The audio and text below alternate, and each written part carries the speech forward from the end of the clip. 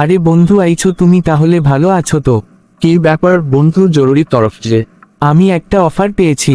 আমার এক বন্ধু বিদেশে থাকে।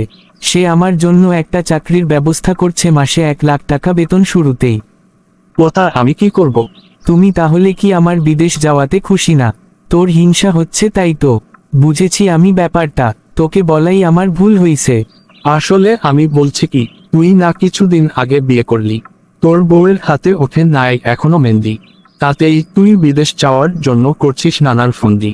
ও বুঝতে পারছি তোর সহ্য হচ্ছে না, তাই তো হবে আমি বিদেশ গিয়ে যে বড়লোক হব। ঠিক আছে বন্ধু, তোকে অন্যভাবে বোঝাতে হবে। আচ্ছা ধরো তুমি বিদেশে গেলে, তখন তোমার বউ থাকবে একা, তোমার বউয়ের সাথে তোমার হবে না কত যে বছর দেখা। তা তো হবে বন্ধু, বিদেশ গিয়ে ফোনে কথা বলবো। এখনো তুই বুঝিস নাই, তোকে খোলামেলা বোঝাতে হবে। তুই যখন বিদেশ থেকে বাড়িতে টাকা পাঠাবি, তোর বউয়ের মন থাকবে তখন ফুরফুরা, তাই দেখে পরকিয়া করার জন্য লাইন দিবে জোয়ান চ্যাংড়া বুড়া।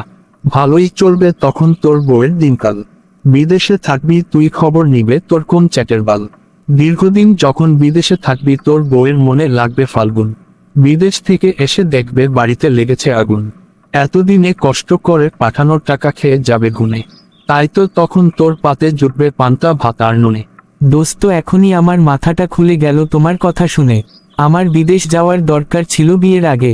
যদি এখন যেতে চাই তাহলে বউকে নিয়ে যেতে হবে, তা না হলে বিদেশে আর যাব না। আমাদের সমাজে এরকম অনেক ঘটনা ঘটে যার কারণে সেই বিদেশি একেবারে মনের দিক থেকে ভেঙে পড়ে এবং নিঃস্ব হয়ে যায়। ভিডিওটি যদি ভালো লাগে অবশ্যই লাইক কমেন্ট শেয়ার করে অন্যকে দেখার সুযোগ করে দিবেন। ধন্যবাদ।